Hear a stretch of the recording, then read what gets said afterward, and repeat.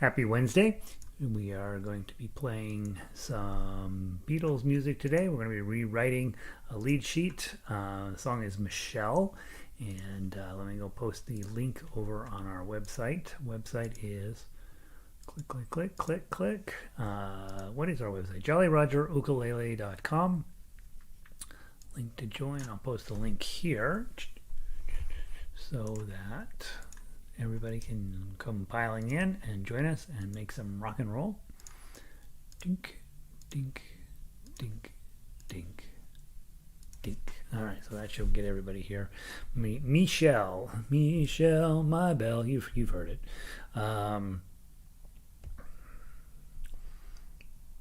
And I honestly, I haven't played it yet. I played the full version, but I haven't played the lead sheet yet, so I'm not positive what issues we'll be coming into. So we're about to find out. It'll be very exciting. And let me get it downloaded into my gadget while everybody else is getting settled in. Ukulele, M for Michelle. Come over to the cloud. Scroll all the way down the M's. We have a lot of music these days. Let's see, L, M, I, Michelle, Baritone, Michelle Ukulele. Patience while all the ads load up. Hit down, click OK, and boom, boom. We're all right. So now we're set. The gadget is set. While everybody's finishing loading in here, let me go put it on Twitter so that we can be world famous. Lead sheet Michelle, there, https://JollyRogerUkulele.com, and I'll drive here, go up here, Tuff-er. Let's just put the skeleton on there today. Tweet. Blunk. There we go. All right, so we're in business Twitter-wise, and there we go. So let's make sure that the link works properly. Looks like it must because everybody's piling in here. Let's go say hi to everybody after I check. Wednesday, click here, opens up to, drum roll please, Michelle, exactly what it's supposed to do. I gotta put that in bold so it's easier to find. There, and there.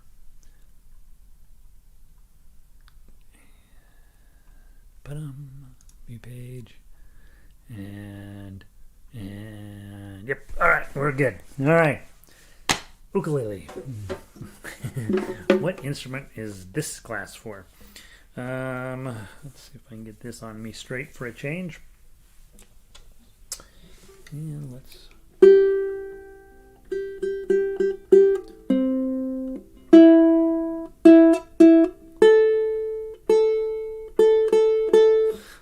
Here we go. Who has logged in this afternoon? Sandy's in from Upper Michigan. She says the sound is good. It's tonight where she is.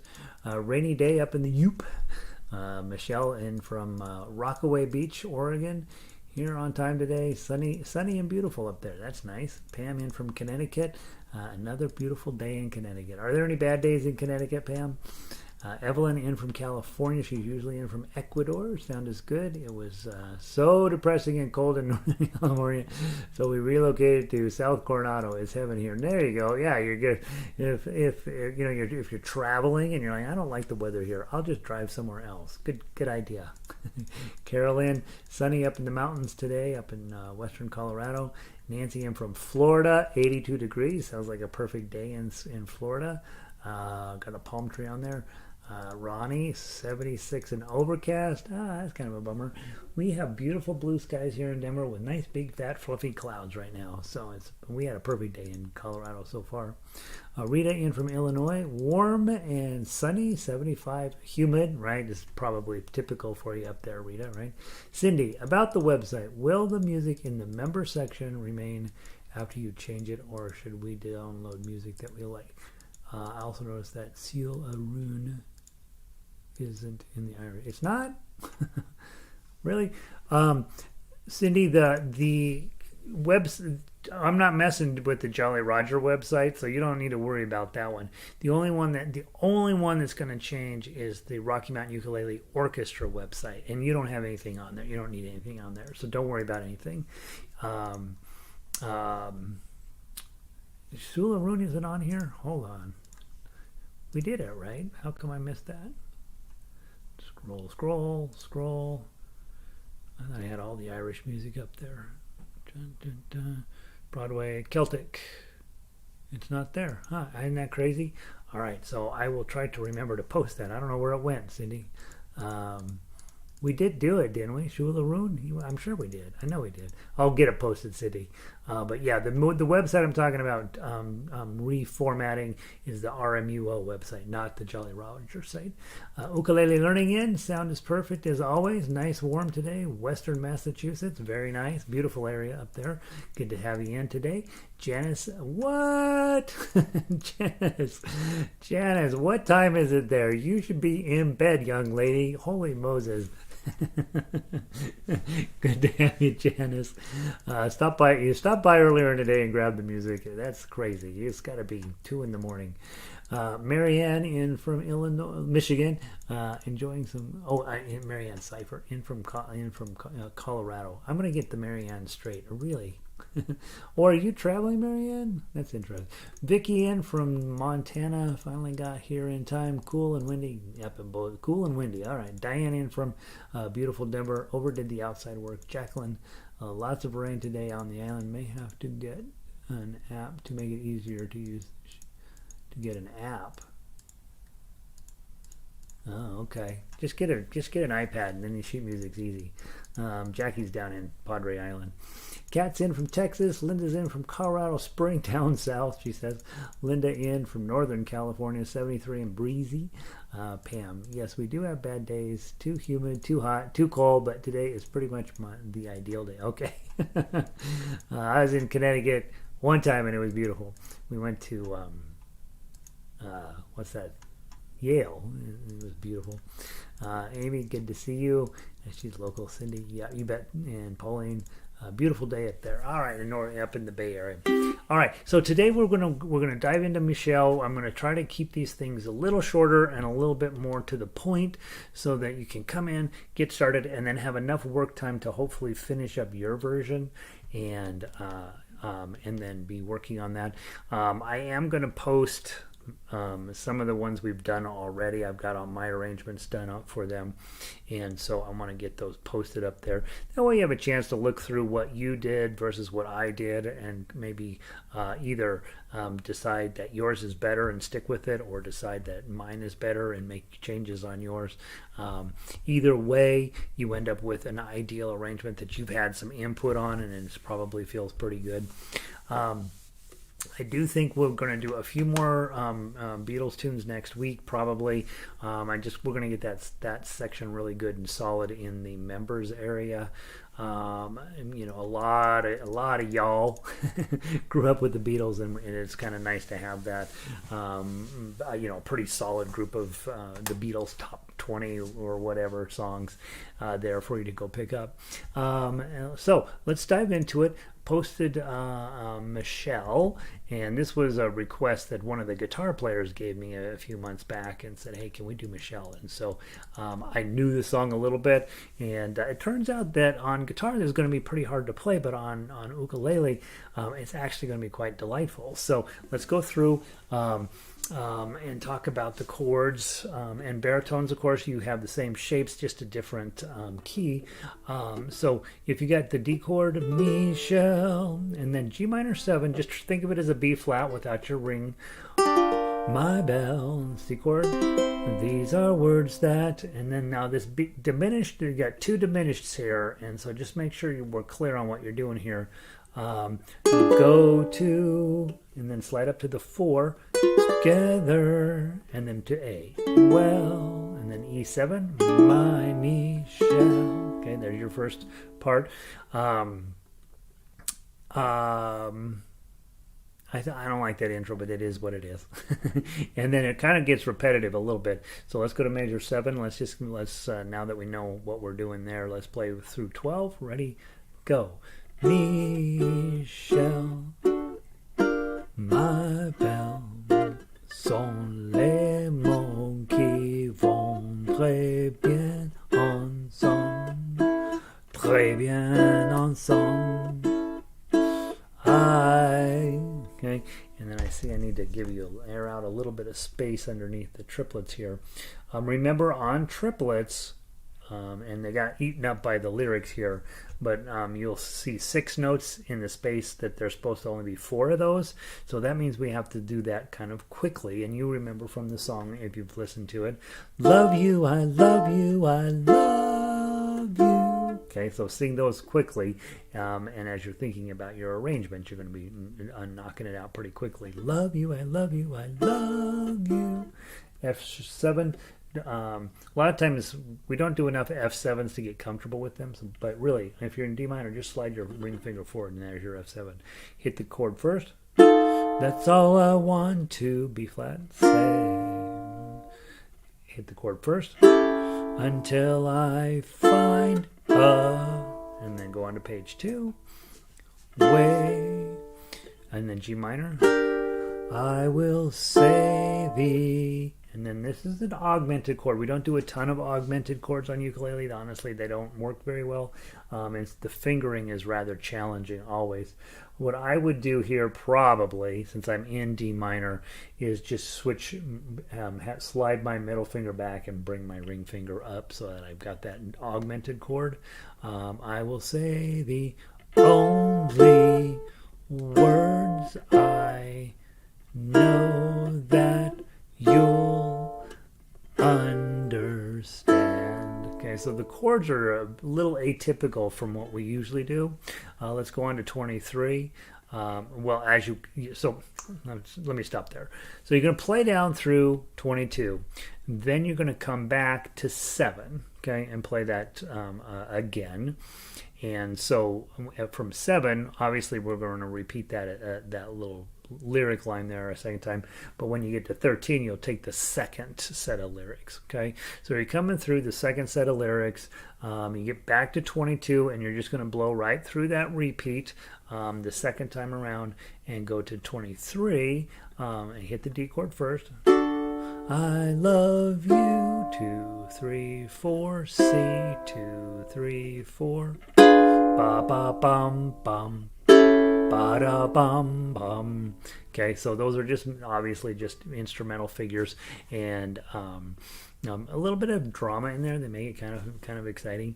When you get to DSL coda at the end of 27, it says go to number 13.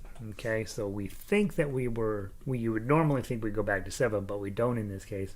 Go back to 13, and that's why there's 3 sets of lyrics there. I want you, I want you, I want you. I think you know by now, 2 3 4. I'll get to you somehow. Until I do, I'm telling you so you'll understand. 2 3 4.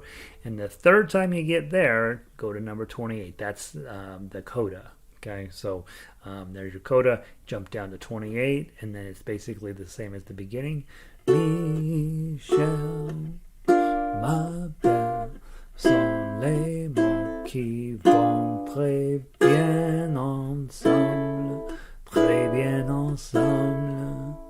And then we finish up with, I will say the only words I know that you'll understand, my Michel. Okay. The crazy part about this song is the entire thing's in D minor. The entire thing is very clearly in D minor. And yet it's every important moment in the song starts on a D major. You're like, this can't be right, but it's what they did. They create more work for themselves, which is kind of cool. It creates a little bit different feeling to it. But the song starts with a D chord, it ends with a D chord, but every other chord throughout the entire piece almost is a D minor, right? So I think they're just messing around, making it weird for no reason.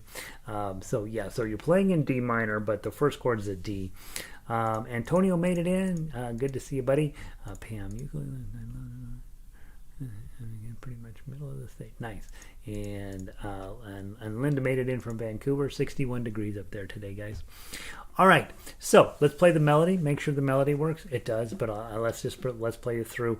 We'll skip all the repeats. Let's just play it straight to the bottom. 1, 2, 3, 4.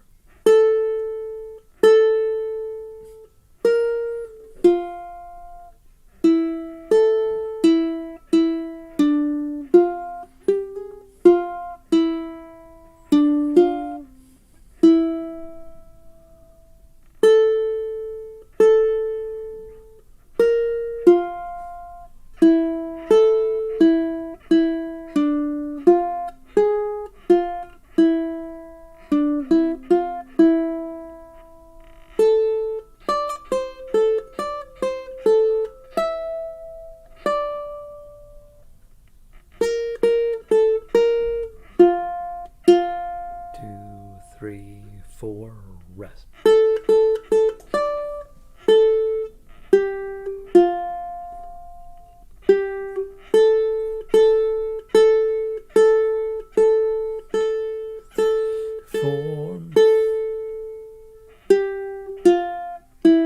Keep going. 3, 4, rest.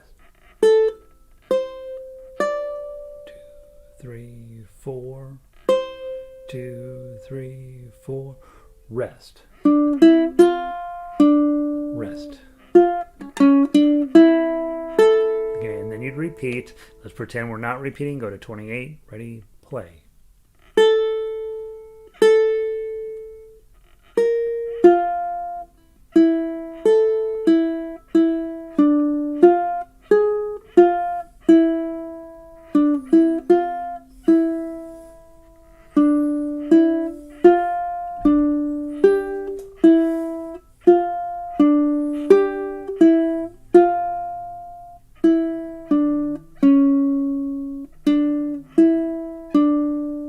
Okay, so you got it. Hey, Patsy. Patricia. All right, you got 3 pages. I tried to squish it onto 2. It just got way too squishy, and so I went with 3 pages, and I apologize. I know you guys hate that, but it's part of being a musician, right? So now let's talk about making your Tuff uke. Okay, you got a D chord as your first chord. You got a 0 on the bottom. That works perfect. And and again, you're thinking as an arranger, do I hit D chord twice? Mi, shall. Do I hit it once? Mi, and then hit the 0, shall. Do I pluck it? Mi, shall. Okay, you're thinking about all that stuff. You have a rest at the beginning of measure 2, so use your G minor 7 there. My bell. That's exactly what I'm going to do, is just going to pluck the chord. Right, and then add the 1, 1. Okay, measure 3, I go to a C chord, and I got all zeros, right? These are words that... Okay, here it gets a little messy. Put your D minor diminished chord on, and you'll see on low G, you're in pretty good shape. On high G, you got to be a little careful. You're going to hit this top string, followed by the 3rd string, and your melody note's actually lower than your accompaniment. Linda says it's noon there in Maui, starting tomorrow, LA time, 3 p.m. will be better. Oh, okay. They had to change it that way? Oh, yeah, that's right. That's right. You're coming to the mainland. She's gonna come slumming. So at measure 10, when you've got, measure 4, just make sure you don't get too aggressive on this top string, because your 2 is the melody note. And you're gonna hit the 0, 1 and 2, and then the 1, and then push up to 4, and then that's where your melody note is. Do I have that right? I don't have that right.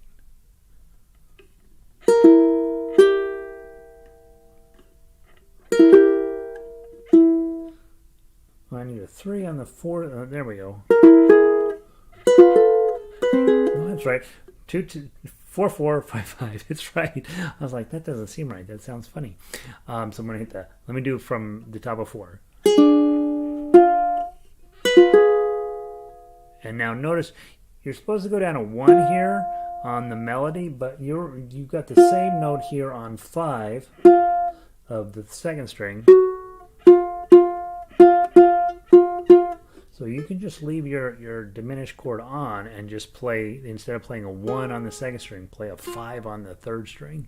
We'll talk about fingering later as we get into specific moments in specific arrangements. There's another place in this that's going to make a lot of sense to go on a different string as you do your arrangements. So I'm at the middle of measure 4. I've got my A flat diminished shape on. I'm going to hit 3 strings to get the 4. I'm going to hit a 5 on this third string, and then I'm going to go jump down and grab that A chord at the beginning of 5, and then I'm going to switch over to an E minor 7, 2, 3, 4, and I'm going to put on some kind of decorative notes into measure 6. Then we go on to measure 7, grab your D chord, and it's all the same. Ready? Play.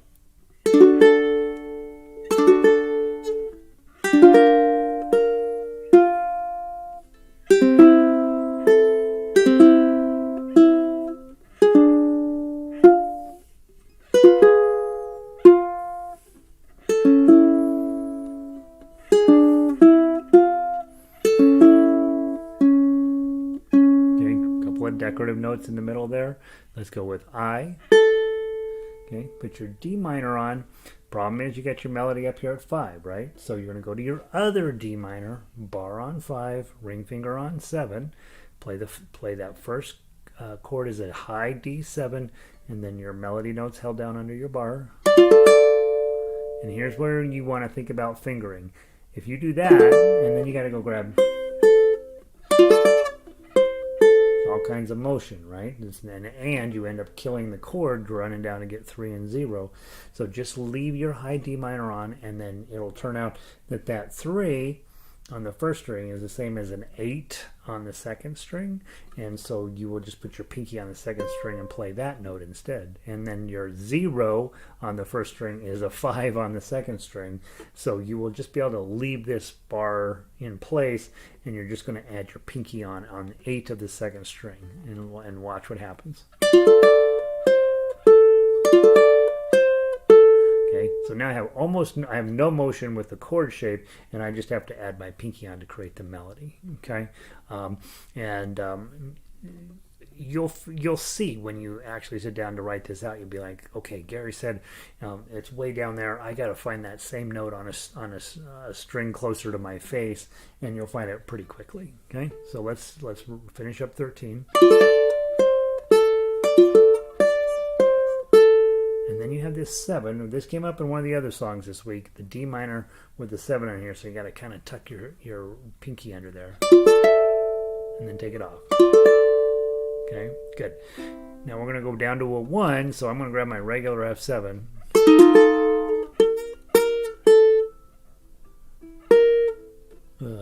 Well, I might do that. Now that I think about it, I might lay this finger down over strings 1 and 2.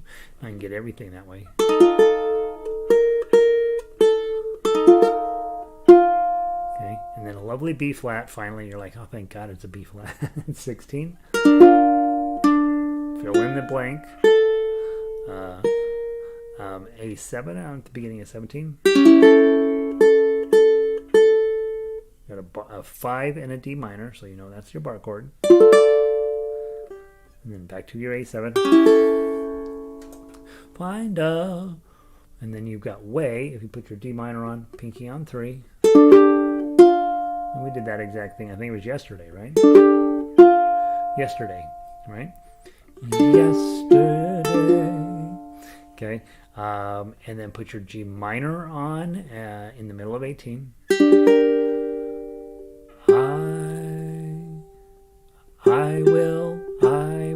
I will You'll probably want to hit that 3 twice on for the first verse. The other 2 verses is just once. Put your D minor on at measure 19. Save me. Get that F augmented chord on. Only.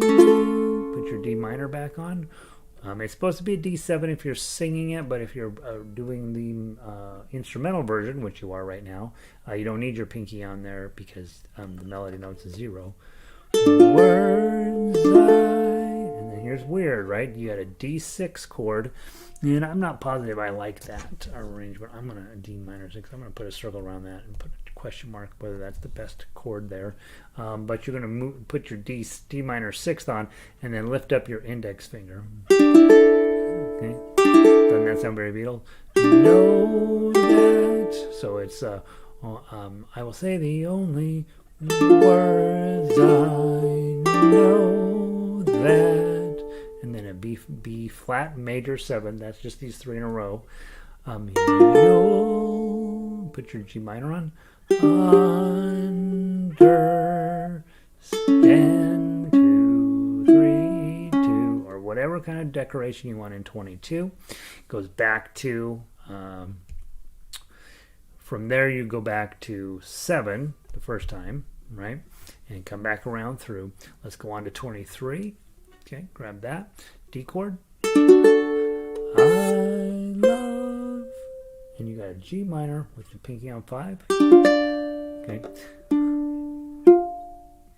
On my version, I went ahead and looked for a G minor further up the neck. And I don't remember what I ended up using. E. You use your E minor shape. Okay. So hit the D chord. I love you.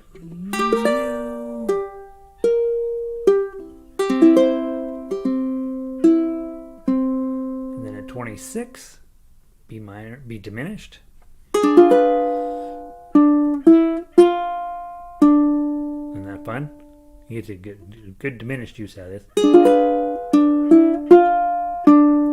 A7 at 27.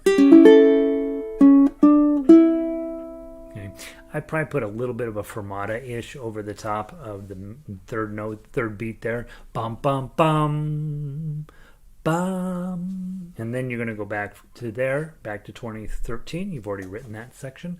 And then you come around to 22, jump down to 28, and then let's finish up. Okay, D chord at 28. 1, 2, 3, 4.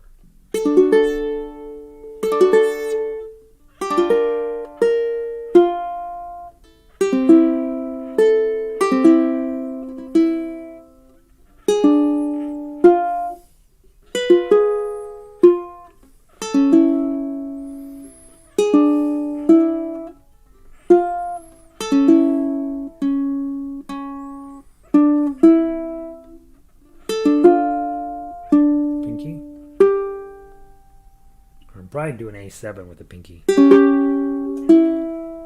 D minor, G minor, D minor, G minor with no ring finger, A7,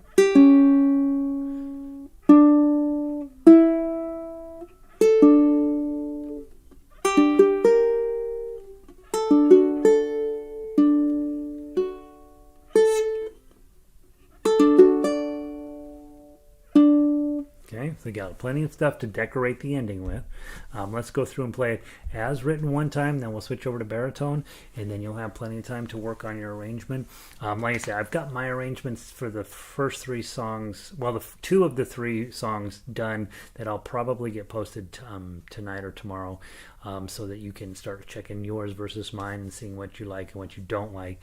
And again, if this is a lot, don't worry about it overly. I'll get you the actual Tuff uke so that you will have sheet music to play for sure on Friday. and for the rest of your life, happily play the Beatles. But I think right now what you're trying to do is just do that and get your brain around the idea of, hey, I'm going to take the chords and the melody, I'm going to squish them together in a way that makes sense to me. Sometimes I'm going to use the whole chord, sometimes I'm going to use part of the chord, sometimes I'm going to ignore the chord altogether based on how playable the arrangement is for you. And each song will present you with a whole separate set of challenges. All right, let's play through it as written, and with all the repeats, and see how close we can get to what might be a final arrangement.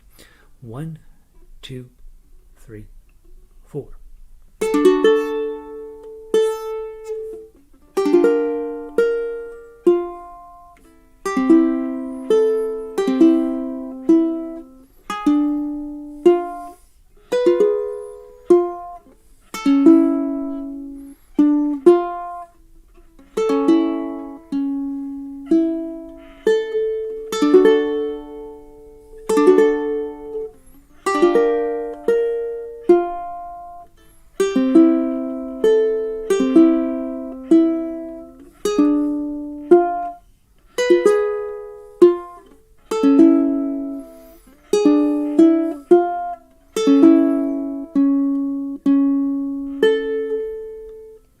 D minor,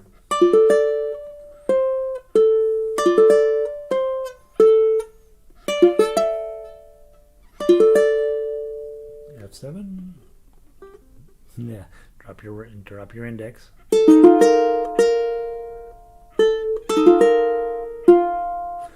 B flat, decoration, A7, D minor, high, A7, low D minor with your pinky, G minor,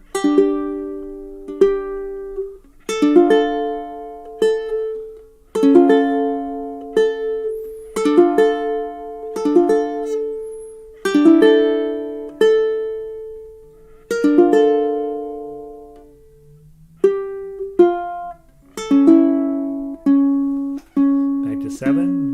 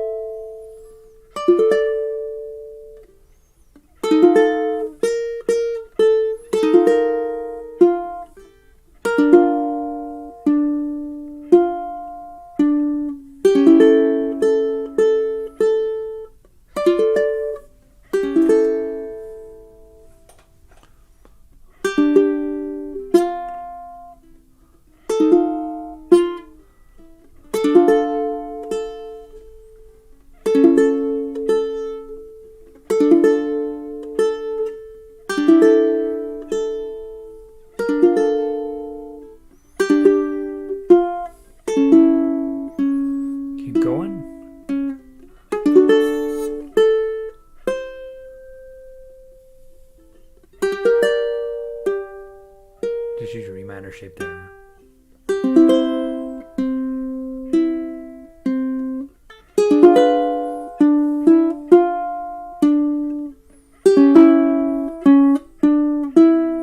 Get back to 13.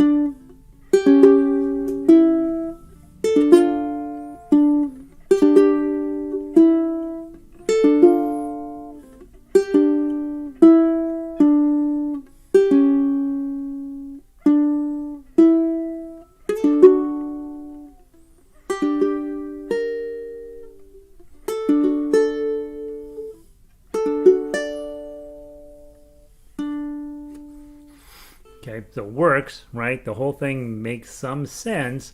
And what you're doing as you're playing along, look up, see what the chord is, and see if it'll fit underneath the melody. I think, yeah, I think we can overcomplicate it a lot.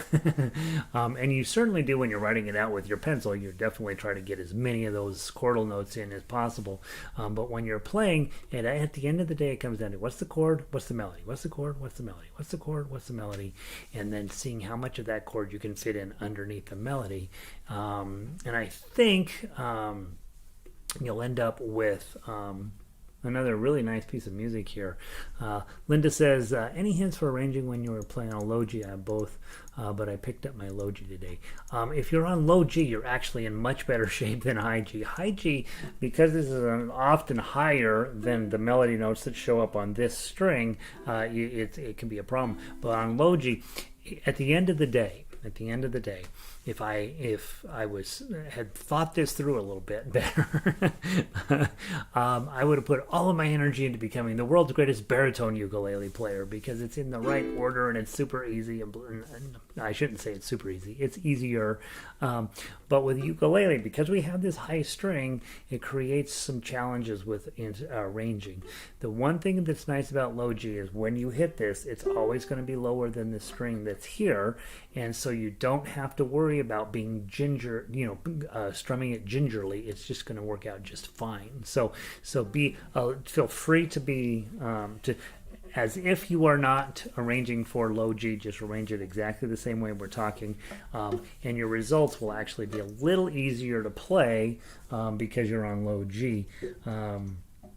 And I know a lot of people, your first ukulele you almost always buy is your high G, and I am a dedicated, committed fan of the high G because it gives you all sorts of fascinating and interesting things that the instruments, when everything's in the right order, they don't give you. But it does make it more challenging when doing your arrangements. You really, on high G ukulele, you really try to avoid hitting the high G on most arrangements unless it's part of a chord. And even then, you got to make sure that the melody note isn't too low so that it will have something underneath it. So I would say the bottom line is, Linda, don't worry about it at all. Arrange for low G and you'll see it sounds nice. And then once you've arranged it for low G, go play it on your high G and see if you've created any problems that you need to solve. In our orchestra, really, low G, we often will give them parts that can take advantage of that lower voicing there. But outside of that, there's not a ton of difference between a high G and a low G instrument in terms of how you approach the arranging. If it'll play on a high G, it for sure will play on a low G. But when you arrange for low G, sometimes you'll put a melody note on this fourth string not thinking, and then you go back and you play it on your high G and you go to hit that and it goes pink instead of punk, and you're like, I can't do that, and then you have to think up a solution. All right, I'm going to play the baritone version of this, and that way our baritone players have their opportunity. Guys, if you're on ukulele, go ahead and grab your instrument, and let's talk about these are not chords that are going to feel real comfy to you, right?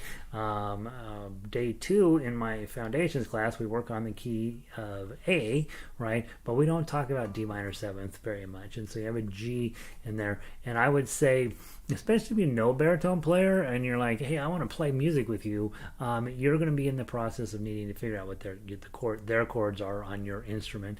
And some of these are pretty readily available, but the diminished chords, you're going to have to make some adjustments to those. It's usually up 1 fret from the one that's listed, usually. And then minor 7ths and augmented ones, those sorts of things, I still have to go look those up myself, and I've been doing this a little while. So if there's stuff you don't know, you just don't know it, it's okay. That's what we have resources for, and you go take a look. All right, and of course, we'll also remember simplify. If you pull up, you're playing an A chord, and your next chord says D minor 7th, and you're like, I have no idea what that is on a ukulele, but you do know what a D minor is. Play the D minor and let the 7th part of that happen on the other instrument, which it will. It's almost always in the voicing, and so you just play a D minor.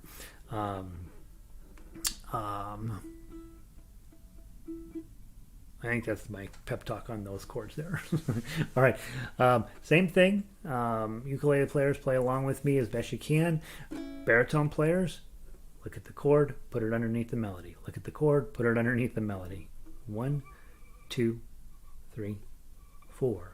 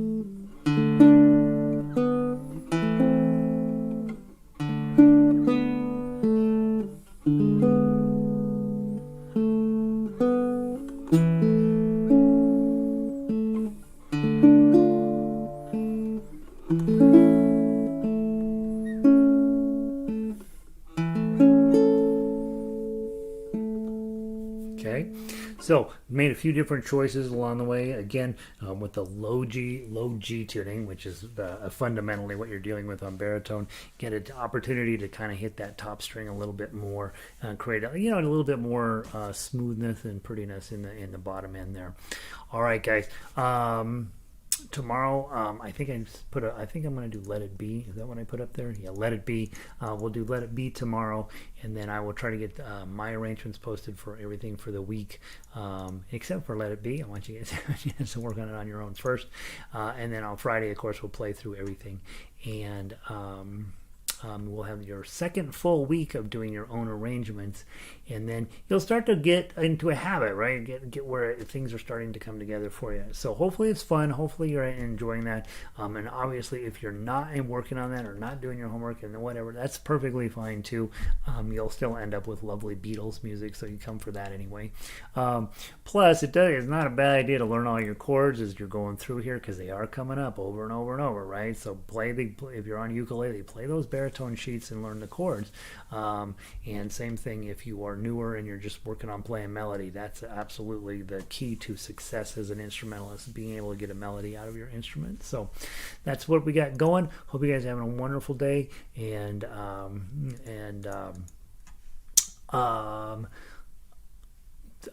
yeah, that's what I know.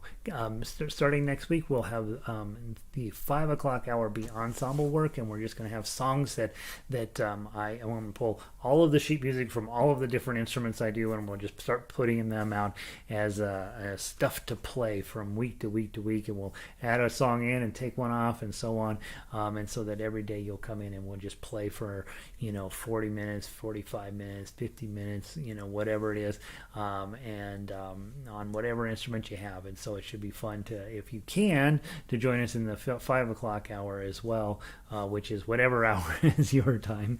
And thank you guys for being here. It's going to be a good summer. We're going to be smart musicians by the end of it. So thanks for being here. Let's see. Evelyn, thanks again. This is interesting. Yeah, thanks, Evelyn. Pam, thank you. Have a nice evening. Good. Take care of yourself, Pam. Enjoy the weather, right? Sandy, nice. Good to see you, Sandy. Nancy. Love learning this. Yay, that's exciting. Anytime you guys love learning something, it makes me happy. Okay, Ronnie, have a blessed evening as well. Thank you. Cindy, good session. Cindy's the main reason we're doing a ton of baritone these days, guys. She's a kind of a pushy baritone. She's been pushy about wanting to play more baritone, and so I finally caved in. So if you are on baritone, you can thank Cindy for it. Michelle, good to see you. Linda, have a great night. What is C plus on 19? Oh, C augmented.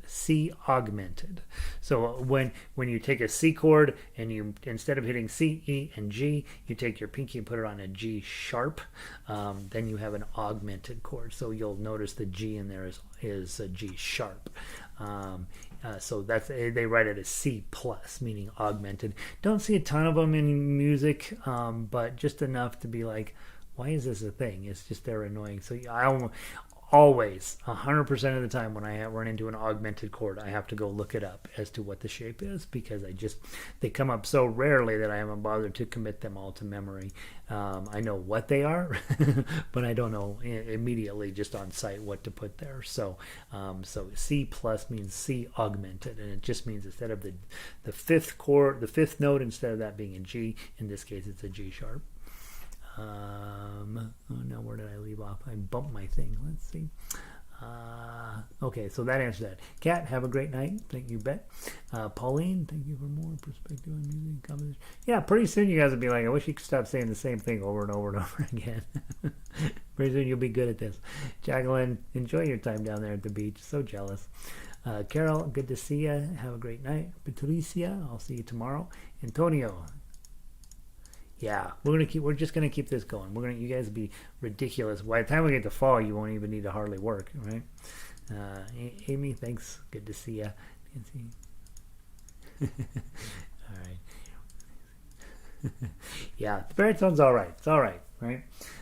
Okay, guys, I'm out of here. If you're logged in and you can push this thumbs up button, that would be helpful to me. They tell me, and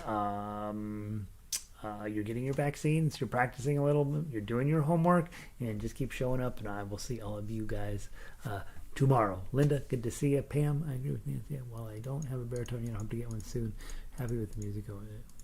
Yeah, the music's always going to be waiting for you, right? So you will have plenty of music waiting for you, and you'll eventually, you'll find out how similar they are instrument-wise, and what's good about one and what's good about the other. So yeah, absolutely. So, all right, guys, have a wonderful night. I'll talk to you later. Peace.